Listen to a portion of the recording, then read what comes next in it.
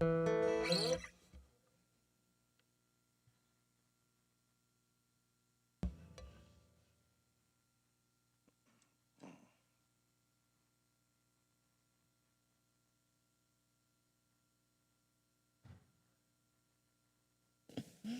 would have sat there all day. But Spirit said, get up. Want to listen to Spirit. That's right. It's a good choice, always.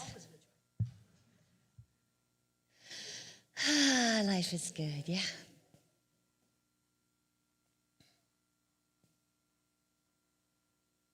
Good morning, everyone. How are you? Good morning, everyone. We're glad you could join us this morning or this evening or whatever time you're watching us at Unity in Naperville. And you're getting excited for Christmas, which is, holy cow. Is it this Saturday? Wow, how did that happen? Well, we're going to have some fun today as we get ready for the Christmas season. We're in it, right? So let's just enjoy it and celebrate it. I'm Kitty Benson. If I haven't met you yet, I'm the minister here at Unity. And delighted to be here as usual with our awesome band, Highest Good. Yeah. Thanks to all the volunteers who got here early for our awesome tech team that's going to help us do this service together. And one of the fun things we like to do at the beginning is sing. So what's our first song this morning? Do you hear what I hear? Look at that. We're singing Christmas music. I'm going to encourage you to metaphysically interpret any traditional Christmas music and just kind of see if it has a hidden meaning for you internally, consciously, that you can start exploring in a new way in your life. So if you'd like to stand as you're able, we'll sing. Seated or standing, we'll sing.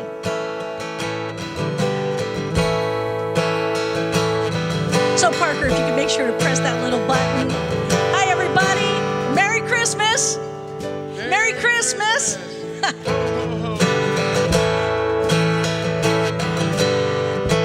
Kitty, this is one of those songs where we often talk about listening to Spirit, seeing the signs, following the guidance. That's what this song's about. Are you ready? Said the night wind to the little lamb, do you see what I see?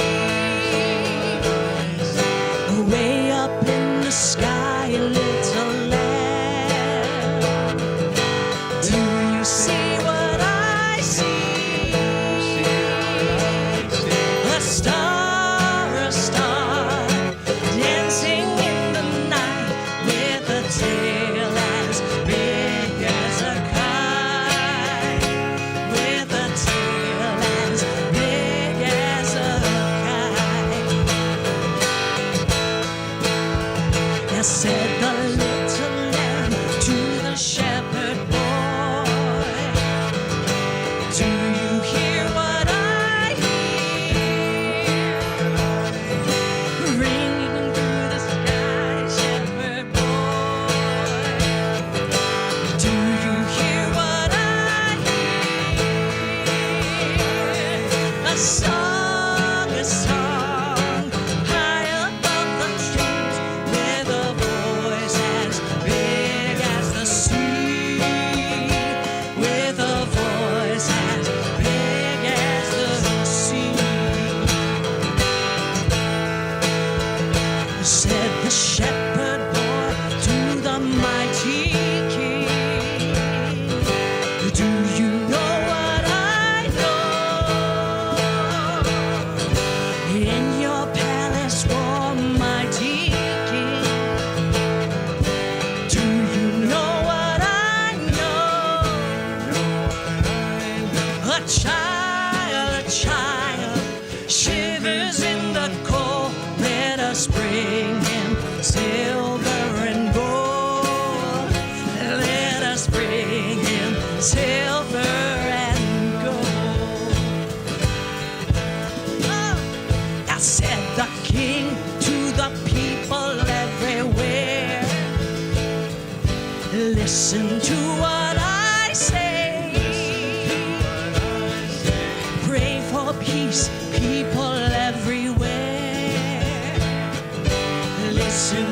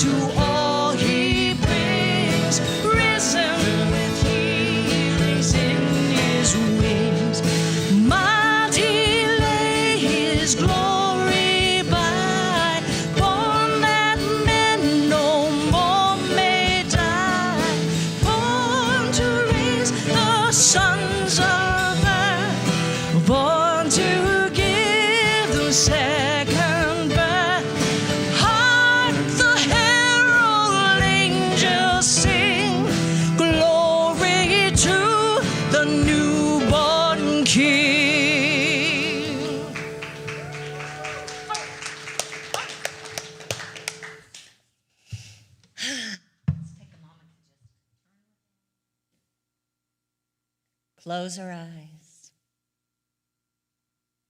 Make that connection with the Christ Spirit within. It is the presence of God, the light and life, the love and joy of the divine. Hark, we are listening. We are acting. We are being. This joyful, light-filled presence of God. And so it is. Amen. Will you help me speak our invocation? The words are up here on the screen. Together. There is only one presence and one power in the universe and in my life, the all-loving goodness of God. Thank you. You may be seated.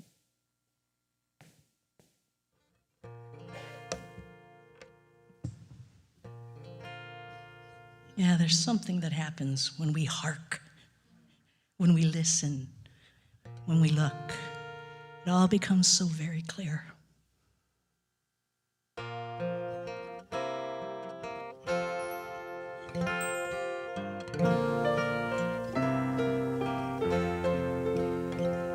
It came upon a midnight clear, that glorious song of old, from angels bending near the earth to touch their hearts of gold. Peace on the earth, goodwill to men, from heaven's all gracious King. The world in silence still is late to hear the angels sing.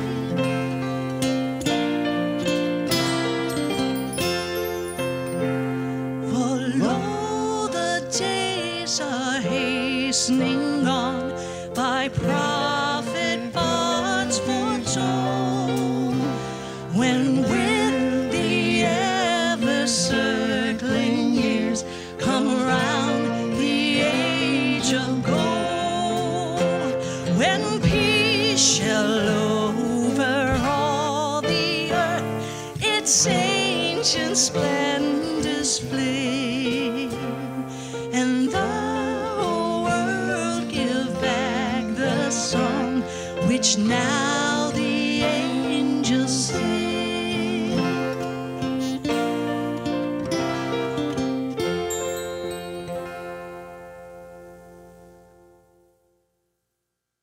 Thank you.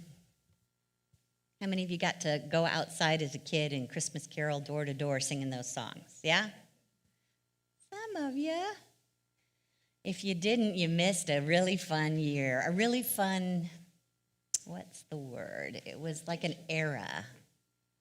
I don't know if we do this that much anymore. Anybody seen carolers actually go door to door in the last few years? Maybe something for us to do. Just thinking. I was thinking about our focus of all the themes of Advent this month. This week in particular is, to me, the greatest one, the theme of love. And, you know, being a minister, it just comes naturally to me to think about things like, why is it so hard? Why is love so hard for us? And some of you may think, what? I'm a loving person, and I believe you. I believe that you believe that. See, did not get very much of a laugh there, sorry. But let me just kind of expand on this. I was curious to know what people would say to this kind of a question, so I put it on Facebook, and the question was, what is your requirement for loving? And you know, I asked that question already knowing what the answer should be, but I didn't want to put words in anybody's mouth, so I really didn't go into a lot of explanation. I just left it there. What is your requirement for loving? And somebody said, wow, that's provocative. there shouldn't be. That sounds judgmental to have a requirement for loving. It does sound judgmental to have a requirement for loving, yes. Who would do that? Most human beings. Somebody said, I don't have a requirement of them. I have a requirement of me, that I trust them before I can love them. And someone else commented on how they needed to feel like the person was present when they were together to be able to love someone. And there's probably 1,000 other things that the ego has come up with as to what we need in order to love. So the obvious reasons are, I don't think I can love a criminal. If you've killed someone, that's pretty hard to do, especially if you killed a lot of people or you took out the lives of children. It's hard for us to love them, yes? Or they hurt you.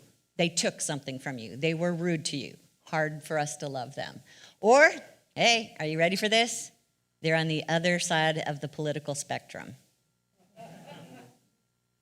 Hard for us to love them. And oftentimes our withholding of love is just a knee-jerk reaction that we have taught ourselves throughout our life, stored it up in the subconscious, and some kind of thing happens out here and automatically the wall goes up. So I was thinking about what those walls are, or typically what those requirements are of the ego this week, and I talked about this in our class, in our Christmas chat. So if you were there, we're going to hear it again. The three basic requirements I think that the human being has before it can just open the doors and love people is to make sure that they're like me. You have to be like me in order for me to love you. You have to think like me, you have to talk like me, dress like me, vote like me in order for me to love you. That way I'm not inconvenienced and I'm not threatened in any way. And a second requirement that our ego tends to live from before it can love is, don't interfere with my good. Don't try and take anything from me. Don't get in the way of it. Don't touch my stuff. And then we'll be okay. Then I can love you. Then I won't feel threatened. Then I won't have to go without. Yeah? Okay, and then third basic one is, you have to love me for who I am. I don't want to have to change. I don't want to be threatened because you don't approve of me. So don't even think about me loving you unless you love me for who I am. Even though if you go back to the first one, you realize you have to be like me. But I don't have to be like you, right? That's what it comes down to. That's how cute the ego is when it comes to love. Lots of reasons for that. And we just know that it's hard. Given if we hand this over to the ego, it's hard to love for no reason. Would you agree? Okay. So I think that's why Jesus said, "This is my commandment, that you love one another as I have loved you." A commandment, he made it. Because they understood commandments. They had the 10 commandments, and actually it was like 600 commandments if you go back into the Old Testament. I command you to love, because he knew what they were dealing with the ego. And even though we'd like it to be this way, it's just almost impossible for the ego to love. There are requirements that we put up. So I'm going to share a little early Christmas gift with you today and let you know that there is more to loving than convincing the ego to surrender its needs, because we all know how hard that is to do. There's more to love. And to me, this is one of the most exciting things about being alive as a spiritual being in this human body, on this physical planet, in this physical universe. And that is that love is a power. It is a force. And we're not just tied to the ego's willingness to surrender in order for it to be used in our life. And we don't have to make the ego love someone in order for us to be able to get to the loving energy. We can actually let divine love as a power make the change. Now, here's the fun part. The change is not meant to happen in them or the situation. The change is meant to happen in me. So don't just think that you can just like press a button and send love out to change everybody to be like you. That's not the point. The point is to call on the power of love to make the change. And would you be willing to allow it to make that change in you? And what came to me this week was the word alchemy when it comes to love. And I think that is one of the most exciting metaphysical concepts. To turn that into metaphysics is, to me, just like, of course, this makes perfect sense. Up here on the screen, here's a definition for alchemy. It's a form of chemistry and speculative philosophy practiced in the Middle Ages, concerned with discovering methods for transmuting base metals into gold, like turning lead into gold, and discovering a universal cure for disease, and discovery of a means of indefinitely prolonging life. That was some kind of goal to set for yourself, right? But they worked at it. They worked at it for some time, and what it ended up evolving into, most amazing thing, was the pharmaceutical industry. But that was really the beginning of it, was this practice of alchemy. And I'm thinking, if only they had worked with love instead of lead. This is important, people. I'm not kidding. I'm really excited about this because inherent in the power of love is harmony, is goodness. It's the power that approaches everything as if it were good, and as love is involved and it expresses expecting to see good, it actually causes the good to come out. That is transmutation. That is alchemy. That the power of love causes love and goodness to come out of whatever it's being applied to. Isn't that exciting? It's a magnet for good. That's one of the ways that we would describe it in unity. And Sue Sicking is a unity writer. She describes it this way. She says, love unites and causes the next higher expression in every instance. We introduce the power of love into a negative situation, and it unites and causes the situation to rise up into a next higher expression. Love is the power that can banish hospitals, old age, hey, look, there's the prolonged life, right? Loneliness, unhappiness, and want. It's the power that can heal the human body, set us free from all bondage. That's pretty powerful. And the thing that it's got going for it is that it's everywhere. It's not just everywhere like in addition to everything. It is everything. It is the essence of all that exists. Think of the space between you and me in this room. It's love. Think of the space between me and the furthest star in the universe. It's love. Think of the stars themselves. Love. The power of love radiating. Think of the molecules in your bodies. Love. You know how science says you look at the body under a microscope, turns out it's 99% space? No kidding? Love. Love binds and joins everything together in harmony. This is why our bodies thrive when we love. Have you noticed that? When you first fall in love, you're just like, bing! Everything seems to be feeling good, yes? When you are practicing love, your body says, oh yeah, this is what I was designed to be working from. This is how the body was designed to work together. All the different elements of it, all the trillions of cells were designed to work in love. And you can actually feel it when you feel love, when you feel appreciation, when you feel joy or gratitude. Don't you kind of feel higher in your body? Yeah, that's an example of hold those emotions, which are tied to thoughts, and you are activating the power of love in your body. You're resonating at the same frequency, and therefore, everything's working together in harmony.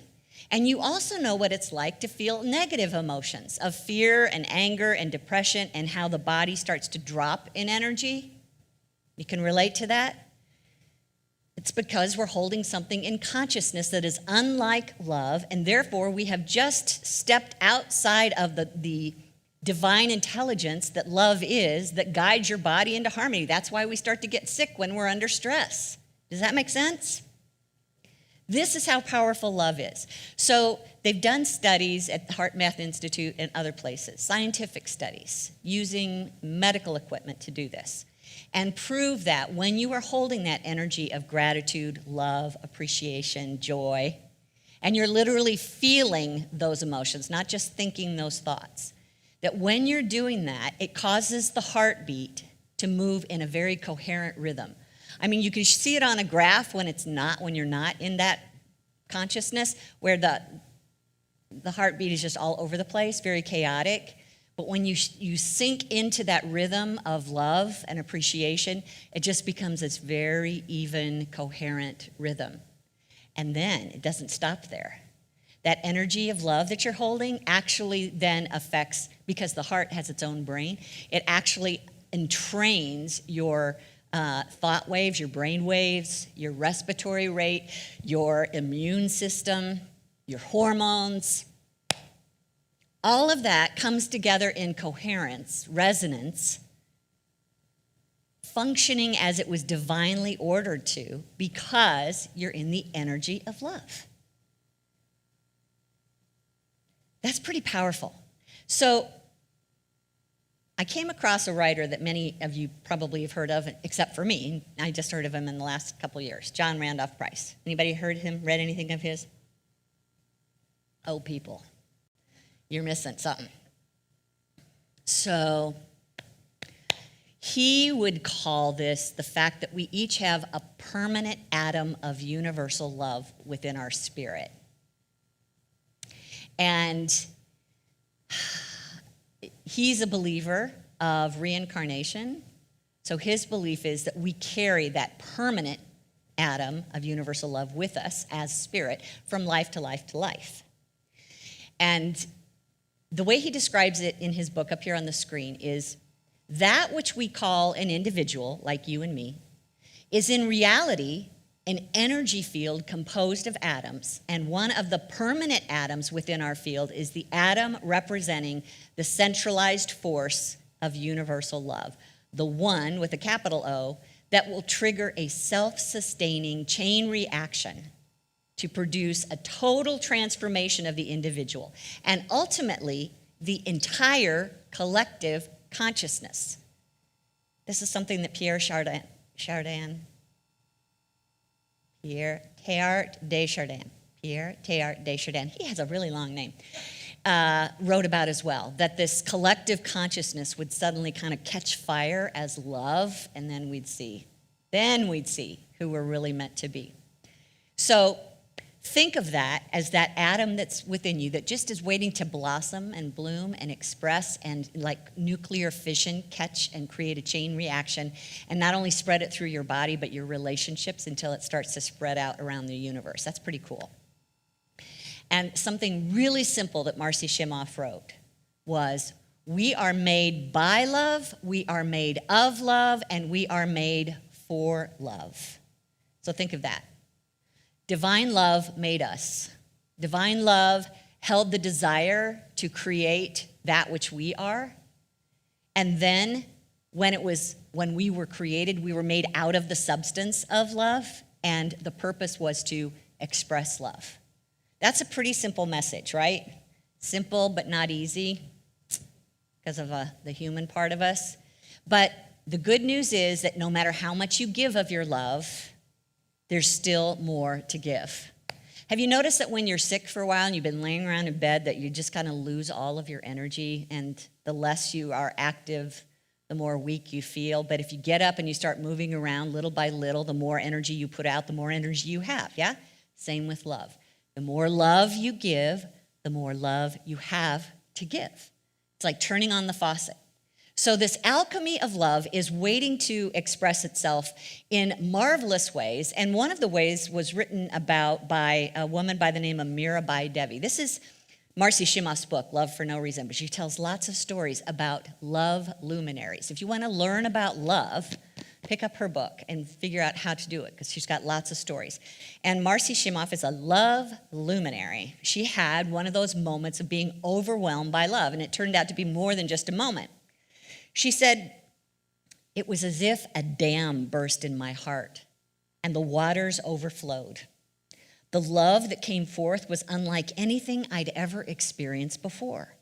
Like a flood, it was all-consuming and all-encompassing. I could hardly contain it. I felt electrified. My body was tingling all over. I was so in love with the whole creation that I wanted to hug everyone I met. I knew that I couldn't do that because people would think I was crazy, but still, people would feel it, and everywhere I went, they would just come up to me and say, 'What can I do for you?' Or, 'Can I help you? Can I give you some food? Do you need a ride? What can I do for you?' They just wanted to be around me. All I wanted to do was make humanity feel how loved it was, to let them know that this love was everywhere and available to everyone. Nonstop, I just sent it out to all people, all beings, and all life forms. I sent it out to all those who were suffering. Traveling through Holland one afternoon, I stopped on the side of the road and looked at a field of cabbages. All the cabbages were filled with this iridescent, luminous light. My heart was bursting for love for cabbages. I felt union with the whole creation. Everything was the creation of love. Everything was pulsing with love. It was everywhere in everything. It was in the walls and in the trees. It was as though it was coming through the sky. Can you picture that? I saw everything is connected, and everything is one, and everything is radiant with this exquisite, ecstatic love. That's pretty cool, right? Same story from those who leave the body, near-death experience, and come back, they say it's all love. Everything around us is love. So this alchemy of love, this power that's available to us, the only thing about it is it kind of needs an alchemist. It needs the one who can work with the power, who can direct the power. And it's something that you want to think of it as an energy that you're working with that you can direct. And really, we don't try and leave that up to the ego to do that. I don't think it would know really the first thing. But there is a part of you that knows how to work with it, and that's the Christ within. The individualized expression of God, of source, of creator, of divine mind within you. Just waiting to work with love as long as we don't overshadow it.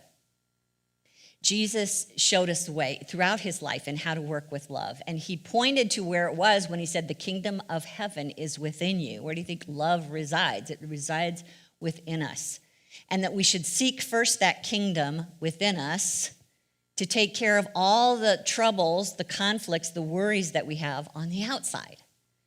So this is our chance to allow the Christ within to point the way. If we just give way to the Christ, it knows how to take that power of love. It would help if you would claim it, if you would trust it. To say, I and the Father are love, I and love are one. To start owning that and believing that it's present within you. That means that you don't have to go outside yourself to seek it. You don't have to change up who you are. I know the ego would like that. You don't have to, behave a certain way or accomplish a certain thing in order to be loved. You just have to acknowledge that it's present within you and call it forth. Call forth the power of love to begin working. So, divine love, manifest yourself in me. Especially when you find yourself feeling threatened. Divine love, manifest yourself in me. You don't need to understand how it's going to do it, what the outcome's going to be. You just need to remember that secret code. Divine love, manifest yourself in me. Let's say that together. Divine love, manifest yourself in me. You're giving it permission. You're pulling back on the heavier, slower energy, and you're making way for it to come through.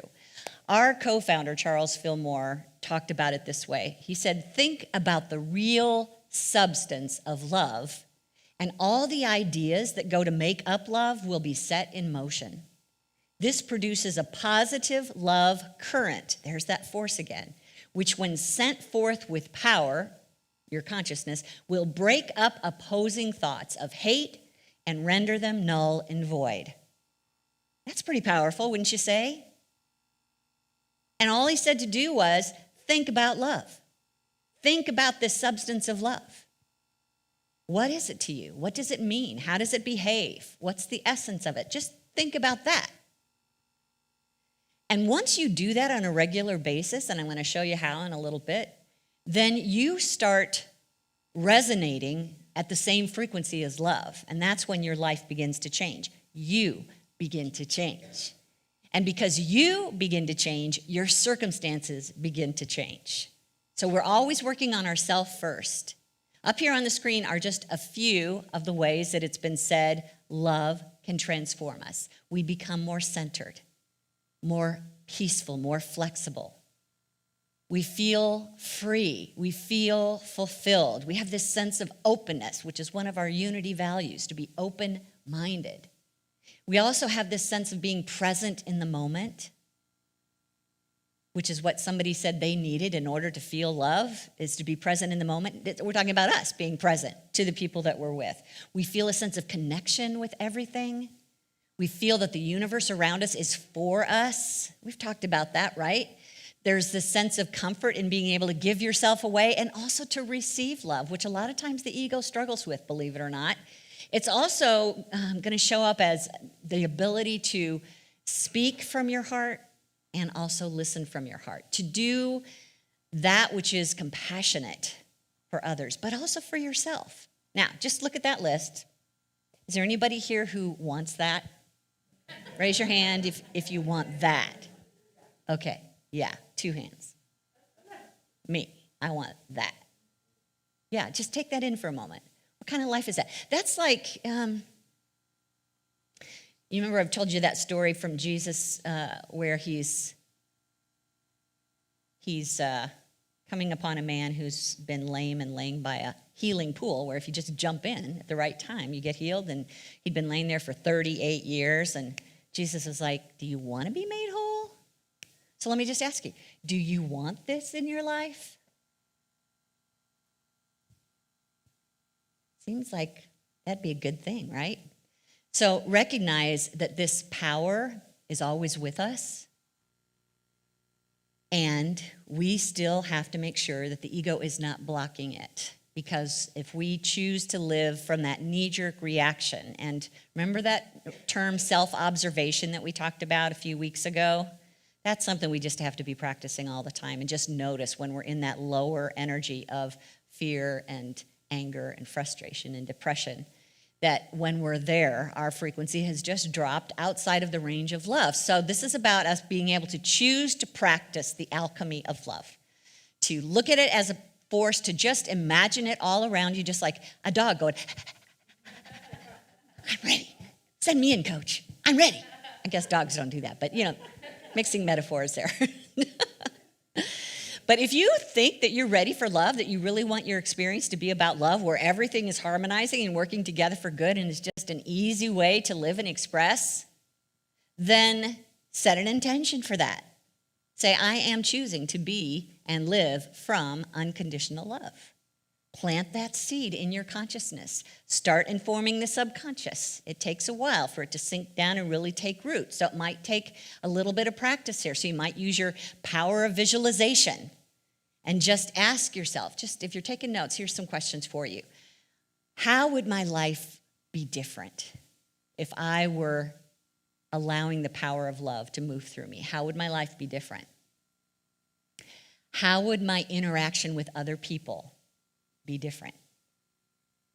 How would my body feel if I were living from unconditional love? How would I treat myself? My voice must be changing. How would my work life look if I were living from unconditional love? Somebody got a giggle out of that. How would my priorities change if I lived from unconditional love?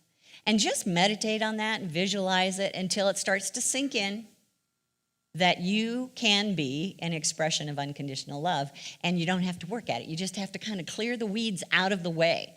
So there is a simple exercise that I have mentioned, not quite in so much detail as I'm going to go through before, that came out of the Heart Math Institute. I actually had a minister back in Walnut Creek, California, who used to work for the Heart Math Institute. So when he came on board at our church, man, we learned about love. And the practice is going to be up here on the screen because I really want you to get it, okay? And then we're going to actually practice it in our meditation. So up here on the screen, first of all, the first thing we do is we close our eyes and you just shift your attention out of your head and all the thoughts that are going on in the brain. Shift it down to your spiritual heart, which is kind of like right behind your heart, your physical heart, and just kind of place your focus there and just breathe through that area. And then the next thing that you do is you think of someone that you love, or it doesn't have to be like strong romantic or family love. It could just be appreciation that you care about. Or it might be your pet, which I know you'd like, you die for your pet, right? So that kind of love is good. It's very simple. Or think about a place in nature that when you're there, you just go, ah. Maybe it's your bed. Sometimes I just like, love my bed. Whatever it is that gets your emotions to that place of, I am in it. Think of a fun experience that you had. Where's your funnest place on earth that you like to go? What was a memory that you have of you having a lot of fun? Bring that up in your mind, and then as you bring up that person, that pet, that thing, you just ask yourself, now what is it about this that I really appreciate?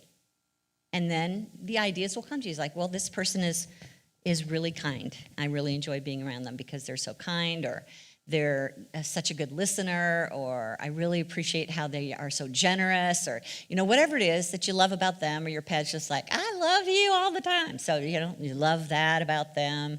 Figure out what it is that you love, that beautiful place in nature or whatever. And then you should stay there with those qualities until you can literally feel that feeling come up in you again. So now you're feeling as if you were having it right now, as if you were with them right now. That love, that appreciation, that joy, whatever that is. And then this is kind of a little step to help you differentiate between love and the brain. Ask yourself, where does this love come from that I'm feeling?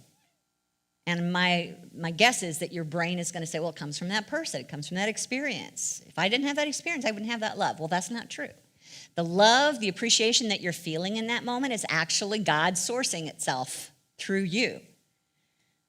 So then it's about, okay, this is God loving. This is God loving as me. This is me loving as God. And feel it that way. Oh, this is what love is all about. That love that makes up the whole universe. This is it. I'm feeling it. I'm feeling it. And then kind of just track it back to its source. Where now you just feel I and love are one. I and the Father are one. The goal is to stay in that energy with a conscious union with it for as long as possible. And when we do this in meditation, Jeff, could you run and get my little bowl with the bell? I don't know where it is. Might be in the kitchen drawer, might be in my office. I'm going to ring that bell, and every time you hear me ring that bell, that's your cue to go back to that feeling again. It might require that you go all the way back to the person that created that feeling or the situation that made you feel that way, and then work your way back to just the feeling. But we're trying to separate ourselves from the catalyst and just the feeling itself. Does that make sense? Okay. And then you just live in that energy for as long as you can. Thank you, Jeff. So are you up for doing that in our meditation? Okay. So, Right in the glass there. Oh, that's right. But if we linger in that energy, then what it does is it starts to raise our frequency ongoing. That's when you become a love luminary, is that you start living from that frequency all the time. And then you start to have an effect on other people. But when you start getting into that frequency and can hang in there on a regular basis, what you're going to find out is where there used to be conflict, now there is a sense of understanding. And you go from, self-rejection to acceptance of yourself. When you're in that energy of love, it turns judgment into compassion. It turns anxiety into peace, impatience into peace. When you're a luminary of love, now you're moving from fear to faith. You're moving from sickness to health. It's going to have an effect on your body. You're going to become more healthy. Because let me just take a little sidestep about this. For all of you guys who are struggling with chronic illness, and I know that for some of you, they found medication to manage it. And for others, you may be struggling with even knowing what this problem is. All I can offer here is that the frequency of love has the power to raise you up above whatever that is, to heal and transform. This is where the alchemy comes in. It is able to transform that substance that brought you to that place, which is probably generated at some level, I hate to say this out loud, but here it comes, from consciousness, rather than environment or something that you ran into in a physical way. It usually starts, and I'm thinking medicine says this as well, that especially for chronic illnesses, most of them are driven by stress. So love is a way to raise yourself up above that. So, follow the doctor's orders and get into a practice of that energy, that power of love moving through you on a regular basis. And remember that the body was designed to live in health when it is in love. That makes sense, right? The divine mind that created it is love. And so, of course, the pattern, the blueprint of the body is going to be live from love and all will be well.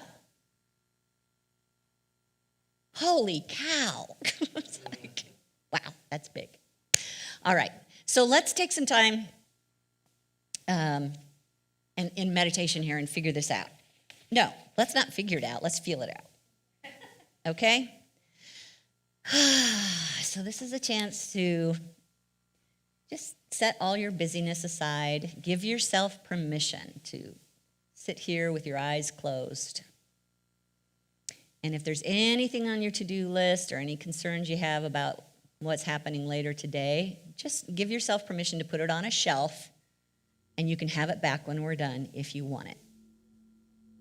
So let's close our eyes, and we take a deep breath through our heart space. Just imagine that behind your physical heart, there's a spiritual heart with a door that's opening. It's waiting to interact with your consciousness. Breathe through that heart space again.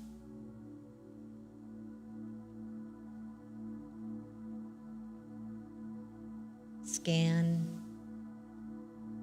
through your body and see if there's any places of tension that need to be released. And just breathe through those areas, allowing them to relax.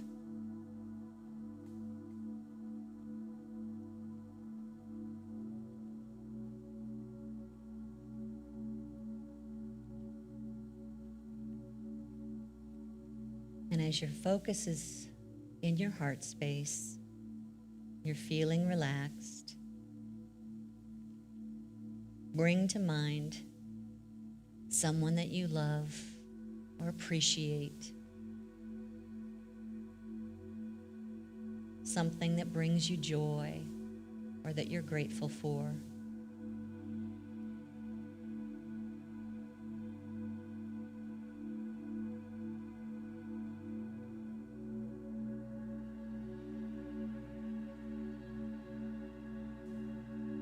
In a few minutes, when we start to let this process move, this is the point that when you hear this, It's your guide to come back to that person, that situation that brings you love or joy, that you feel love for.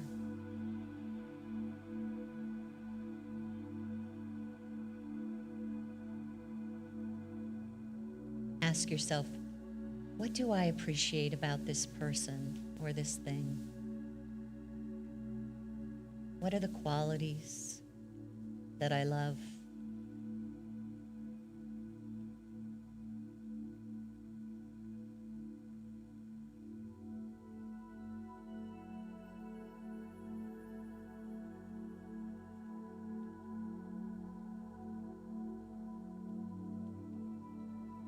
And as you think about those qualities,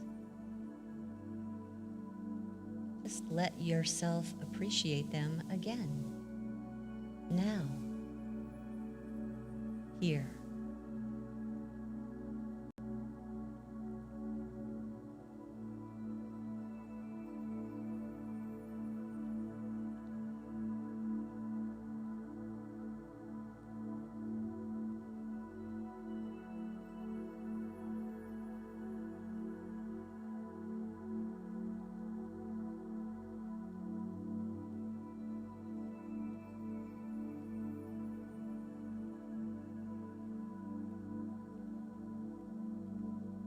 And as you feel the warmth of that appreciation rising in you,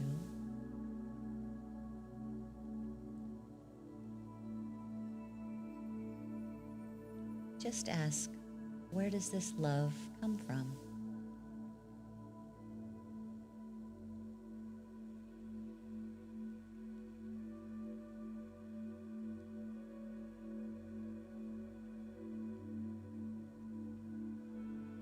Not from that person. I am generating this love. Where does it come from in me?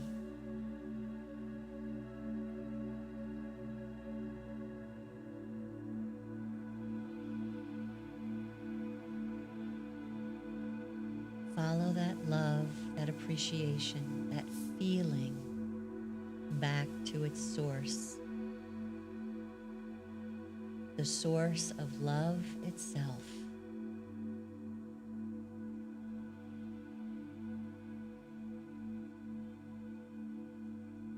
For the next few minutes, stay in that feeling of love.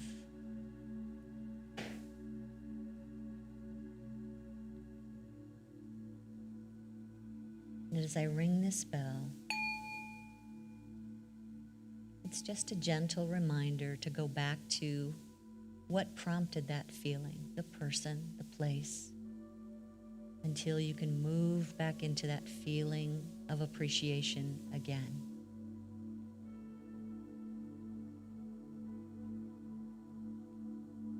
Feel that soft energy rising in your heart.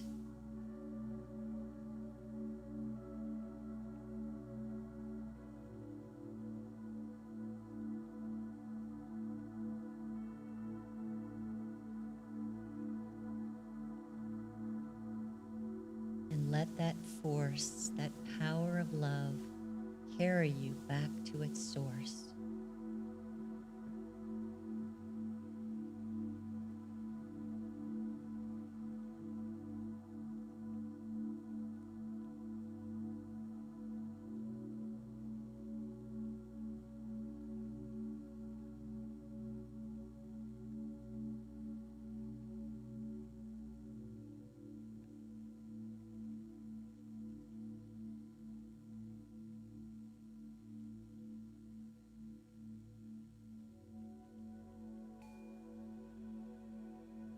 Think of that person or thing that you care about until you feel that feeling again.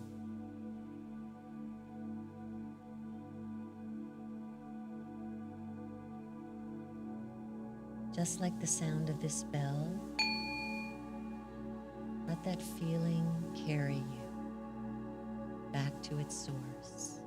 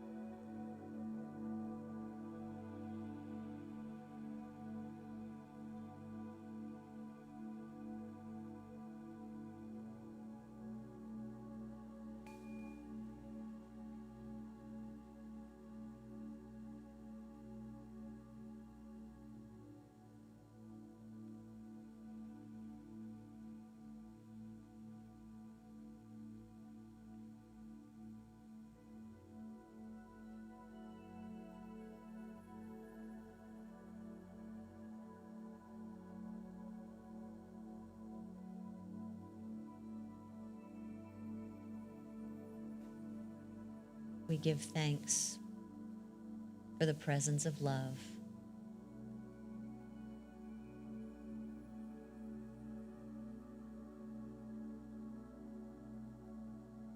The divine force that fills heaven and earth, that fills this room and fills my body. I give thanks for the power of love to change all things for good. I and love are one, and so it is. Amen.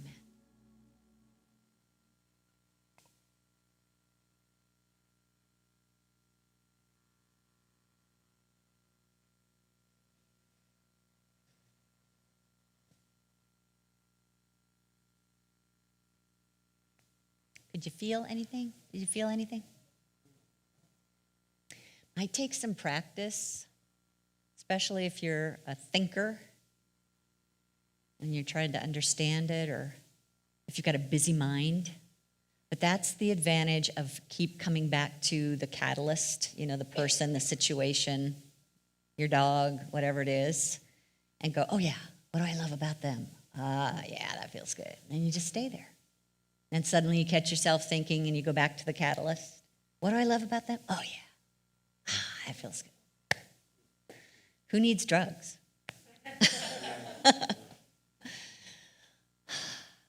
And it's funny, we're approaching this time in the service where we share our tithes and our love offerings. And if you pay attention to the blessing that we use to bless what we give, we're using that power of love to do that. So I'll just invite you to speak this blessing with me and just look at it as a new thing that you're doing for the first time. Imagining that what you're saying, it's you setting an intention, it's you claiming the power of love, it's you activating the power of love. So let's speak these words together as a blessing. Divine love through me blesses and multiplies all that I have, all that I give, and all that I receive. And I am grateful. There's that energy again. And thank you for those of you watching online today. If you'd like to give through our online method, you can do that through our website at unityinnaperville.org, or you can mail a check to our P.O. Box at 9733 in Naperville, and the zip is 60567. We are grateful. No matter how you give, there's always more to give because it comes from love. All right, let's call up our ushers. Let's sing another song that is another demonstration of gratitude and appreciation. And I have to say, when we did the meditation, Kitty, this is the picture for me that came up, probably because I just created a slide for it. But in Hawaii, we have the Shaka Santa. It's huge. And they put them up via crane every year in front of Honolulu Hale, or our city hall downtown. And it came to mind during the meditation because what I feel at nighttime when the lights are on, everyone comes out and they kind of come to the Santa. And there's all this talking and laughter and joy around coming together around the giant Shaka Santa, It's exactly it. So I thought we'd go to the islands just a little bit, right? Surely you know this song. Mele Kaliki Maka is the thing to say on a bright Hawaiian Christmas day. That's the island greeting that we send to you from the land where palm trees sway. You can hula. And here we know that Christmas will be green and bright. Sun to shine by day and all the stars at night. Mele Kaliki Maka is Hawaii's way to say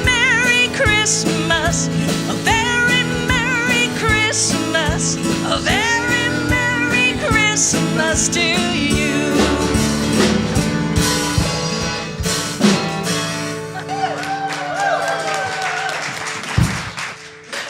That was fun. That was fun. Wow. What a day. Ooh, gotta put myself together. Uplifting, powerful. You know, I always editorialize a little bit. Kitty's gonna yank me off the stage one of these days, but every week, Kitty's sermons gives me a new mantra for the week. And this week, my mantra is divine love, come forth. Ooh, wow, so simple. So beautiful. Thank you so much. I know that, I hope that you all felt this sermon and this meditation the way I did it. It was amazing. So, okay, I'm Kathy. Here to say, time for announcements. Thank you all for being here. Welcome. If you're here for the first time, I can't really see out there, but if you are here for the first time, welcome. If you're here for the first time online, welcome. What a great time to be new here, right? Wow, this was an amazing day. But this is what we do at Unity. This is wonderful. So if you want to be a part of Unity, if you want to know more about what we're doing, check out our website, unityinnaperville.org. Send Melody an email at admin@unityinnaperville.org. She will get you signed up for our e-newsletter, which comes out every week on Tuesday, and you can have more of this, what you just had. And I'm going to go a little bit out of order here. Oh, I think I missed him. Okay. If you are on the board, would you please stand up? I meant to ask Jeff Benoit to stay, and he runs off to do his thing. Let's give him a big hand. We have Reverend Kitty, Melinda, Susan, Steve, and Madam President Carol. And we have Jeff, our VP. Here's Jeff. Yay, Jeff. The board is here for you. The board is here to serve the church. They do great work for us. If you have any questions, if you want to know anything about the function of the church, anything at all, spiritual questions, they're here for you. So check them out. They've got their blue name tags on. And if we have a slide for that that's coming later, sorry. Y'all are pretty flexible. You'll be okay with it. Okay, so what's going on this week? So first of all, Reverend Kitty needs a little bit of help after the service to get ready for Christmas Eve. So if you could stay and move some chairs around, put out some tables, set out some candles, join her in the sanctuary at 12 o'clock, and thank you in advance for your help with that. The online community team is looking for people to occasionally help host a 30-minute after-service Zoom chat, because you know we've been doing that, and Reverend Kitty's been doing that, and Kim Char's been doing that, and if we can spread the love and get some help with that, that would be great. You will be part of a team. You won't be solely responsible, and instructions will be provided, so you're not going to be just thrown to the wolves to figure it out. You can do it from home, or you can use the classroom here at Unity to do that. So to learn more, sign up in the front room, or again, email Melody, she's our gal, admin@unityinnaperville.org. And today is the last day to purchase our holiday-themed mugs. They're on sale in the lobby area after the service, $10 each, 3 for $25. Make great stocking stuffers, and proceeds will go to Unity in Naperville. Yay! Yeah.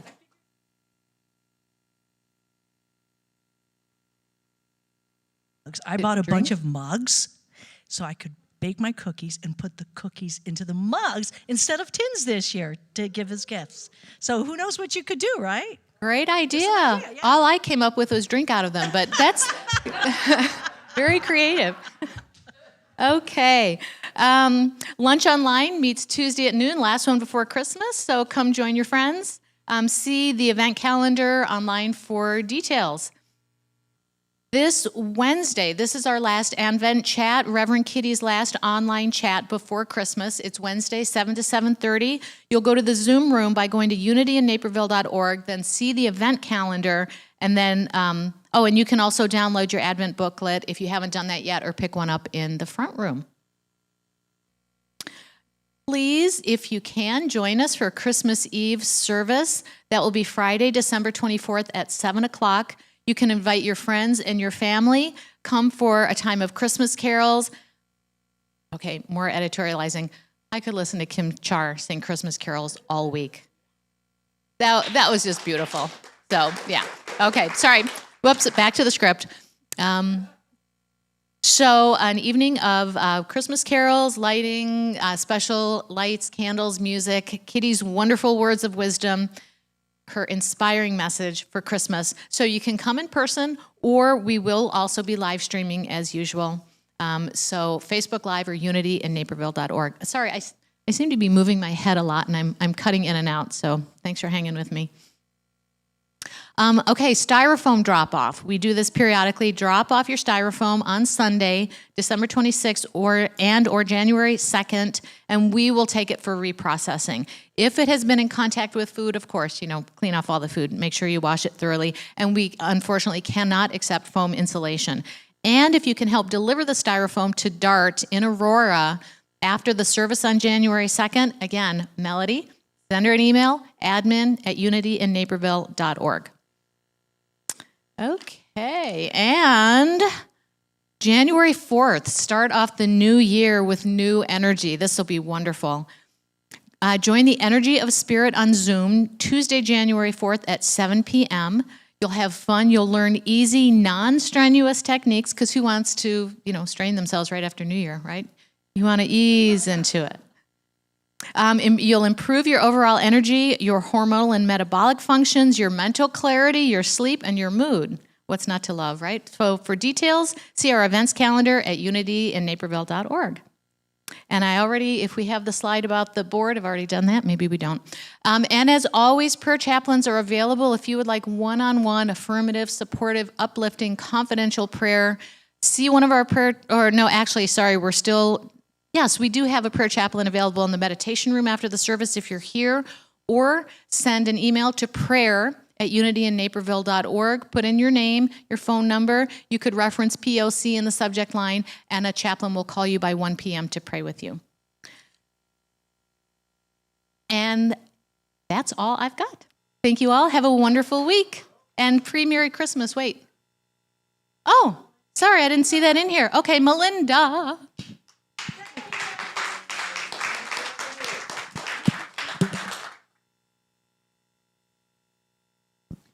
As many of you know, we supported grandparents raising grandchildren through a fundraiser, and they were very appreciative of our gifts. And I just want to share this prayer that we sent to the grandparents. Grandparents bestow upon their grandchildren the strength and wisdom that time and experience have given them. Grandchildren bless their grandparents with a youthful vitality of innocence that help them stay young at heart forever. Together, they create a chain of love, linking the past with the future. The chain may lengthen, but it will never part. I wanted to share the good news of the generous donations that we all made. There were gift cards that were given. There was a grand total of $1,100 that was donated to this program. And our very own Kelly Meinhardt, ka-ching, ka-ching, donated 20 scarves to the program. So that was an added bonus. And I would like to share their thank you with you on the screen now. Thank you very much. So our grandparents raising grandchildren program has been in existence for over 30 years now out here in DuPage County. And we serve grandparents who may not have adopted them or have guardianship, but have been taking care of them, many from birth all the way until they're grown. These families have experienced so much trauma in their lives. Everything from poverty, from the divorces, from just being separated from their regular parents. Why do I get emotional?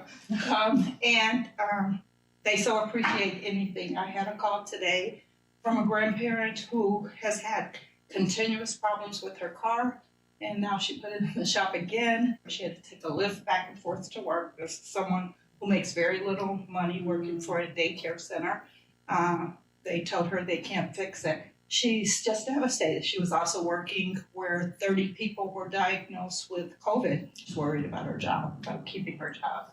So that's just one of the many types of problems that we deal with every single day. And people like the membership of Unity, like you, who reach out and just help a stranger that you don't know anything about. It's just like a blessing. Like you guys are angels, and we appreciate it so much.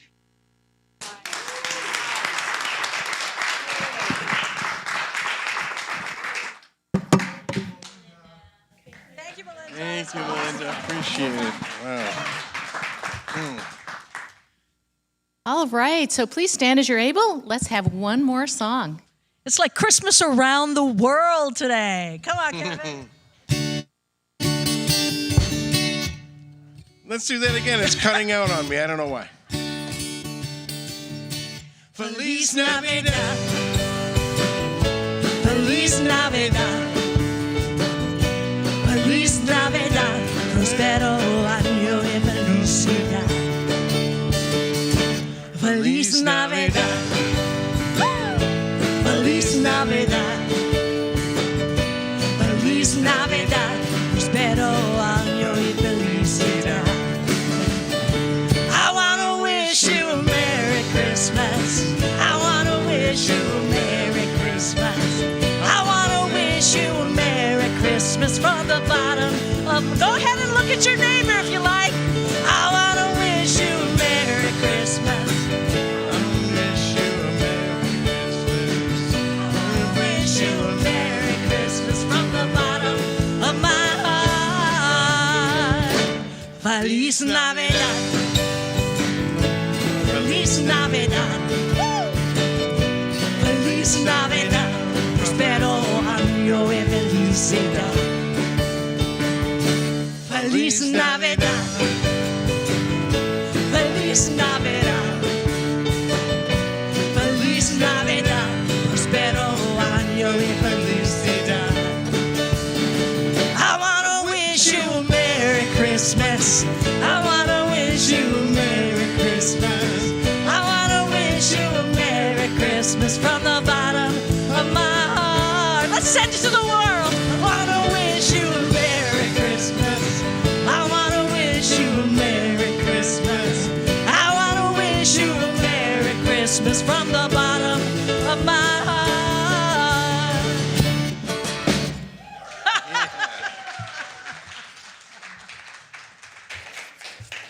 I want to wish you a Merry Christmas. I want to wish you a Merry Christmas. I want to wish everybody a Merry Christmas. So hope you can either join me on Wednesday for the Christmas chat or Saturday. What day is it? Friday. Christmas Eve is Friday. Yeah. Friday. Friday night. Here for a Christmas Eve service together. And Sunday, we're just not going to quit.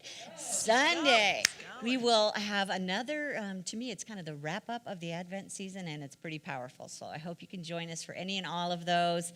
Here is our closing affirmation. Just think of love like that fire up there, yeah? Let's say it together. I am universal love in radiant expression, and my love transforms my world for good. Hey, if you want to transform my world for good, you might just stay after the service and help me set up a few tables and chairs. But otherwise, there's fabulous mugs out front. There's each other to mingle and wish Merry Christmas to. Love to see you guys online. Come back again and join us. Merry Christmas, everyone. We'll see you again soon. Feliz Navidad. Feliz Navidad. Feliz Navidad. Prospero año y felicidad. Feliz Navidad. Feliz Navidad. Feliz Navidad. Prospero año y felicidad. I wanna wish you a Merry Christmas.